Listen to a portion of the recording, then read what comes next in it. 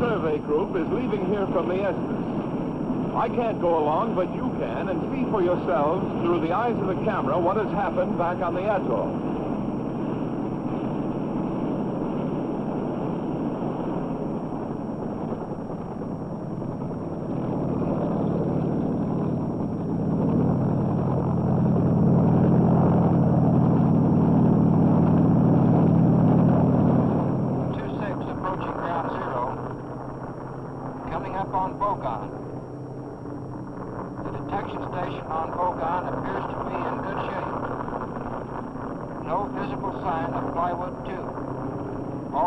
Island seem to be swept clean. Lab is completely gone. Nothing there but water, and what appears to be a deep crater. Water dark blue in color. Nothing but water. An island completely erased. Mike was power, the kind of titanic energy released by stars. But even the largest man-made explosion in the history of the world has little meaning unless we compare it to everyday items we understand. So at this point, let's replay the detonation. Go back and watch Mike in action once again.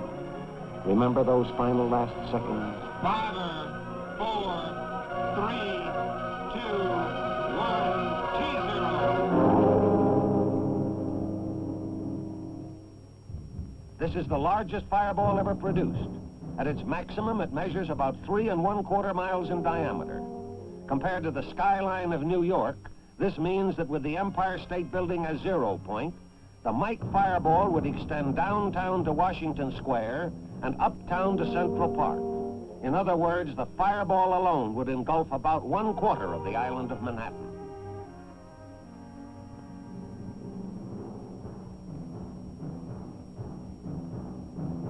The tremendous upsurge of air from the detonation rapidly pushes up the Mike cloud.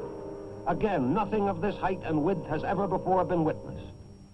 If the picture is stopped at this point in the cloud's growth, the height of the cloud is approximately 40,000 feet. This means that 32 Empire State Buildings at 1,250 feet per building could be piled one on top of the other before they would attain the cloud's height at this time, roughly 2 minutes after 0. Some 10 minutes later, the cloud approaches its maximum.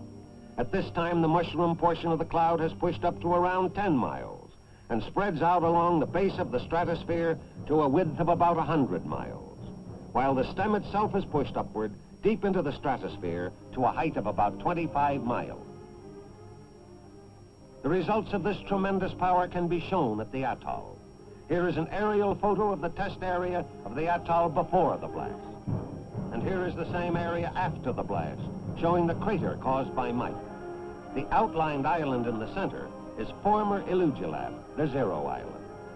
Sections of the islands on either side have been chopped off. The crater is roughly a mile in diameter. When it is illustrated that some 14 Pentagon buildings could be comfortably accommodated in this hole, the size of the Mike crater becomes more real. In profile, the crater gradually slopes down to a maximum depth of some 175 feet, or equivalent to the height of a 17-story building.